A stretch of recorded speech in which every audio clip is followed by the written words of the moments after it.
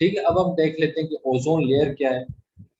Last में हमने discuss किया ओजोन लेयर का बड़ा रोल है इंपॉर्टेंट, तो अब इसको देख लें कि it is basically an allotropic form of oxygen, 3 atoms in each molecule O3।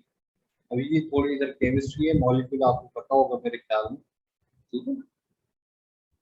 It is a gas and occurs naturally in the stratosphere of ozone layer, protects us from high energy ultraviolet radiations of the sun।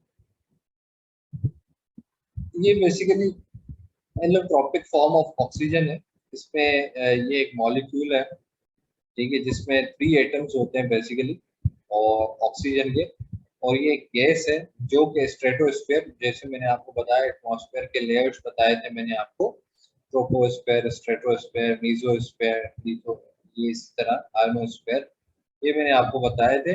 उसमें जो second layer था stratosphere, उसमें ozone पाया जाता है, ठीक है। और इसमें मैंने आपको बताया था कि सुपरसोनिक हमारे जहाज भी जो है स्ट्रेटोस्फेयर में ही रन होता है।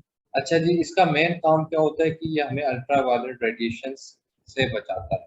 मगर आजकल हम देख रहे हैं कि आपने सुना होगा कॉन्सेप्ट ओजोन डिप्लीशन का, कि ओजोन लेयर जो है वो हमारा कम होता जा रहा है या उसको नुकसान पहुंच रहा है काफी।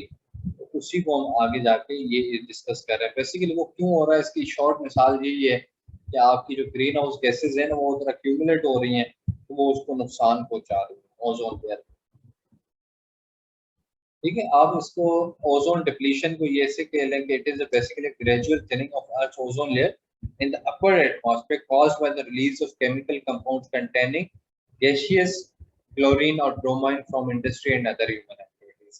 तो वही है, एंथ्रोपोजेनिक एक्टिविटीज की वजह से जो गैसेस रिलीज हो रही हैं, for example chlorine and bromine, वो उसको जो लेयर को क्या कर रही है, पतले से पतला कर रही है। अब जब पतले से पतला होगा तो ऑब्वियसली आपकी रेडिएशन क्या है, या तो वो ग्रीन हाउस गैसेस उसको एब्सॉर्ब कर लेंगे या तो रेडिएशन डायरेक्ट इधर आके करेंगे। दोनों सूरतों में आपका क्या होगा, एटमॉस्फेयर जो ग्लोबल है वो आपका वार्म हो जाएगा। जब ग्लोबल वार्मिंग होगी तो ये इम्पैक्ट्स होंगे जो हमने लास्ट डिस्कस किए थे। इसके काजेस क्या है, मेनली इसके काजेस क्या हो रहे हैं, सुपरसोनिक जेट्स जैसे मैंने आपको बताया स्ट्रेटोस्फेयर में पाए जाते हैं, उधर आपके ये उड़ते हैं, तो उधर उड़ते हैं तो उनमें एक हाइड्रोजीन होता है जो कि एज फ्यूल यूज होता है, तो it that burns with air to produce nitric oxide.